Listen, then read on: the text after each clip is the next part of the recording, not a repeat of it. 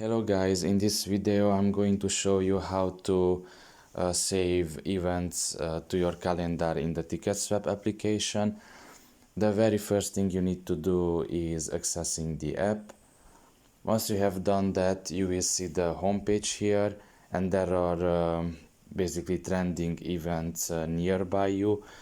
And for the simplicity in this video, I'm not going to search any kind of special event. I'm just going to give you an example from the trending events. For example, the Coldplay one. If you want to save this event to your calendar, you should either press the interested one or the going option. Now this means that you are either interested in the event or 100% you are going to go to it. So both of these options will save the event to your calendar.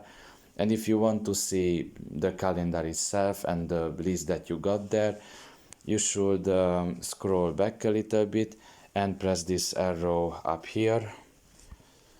After that, you should look downwards and you will see the account option at the right side of your screen.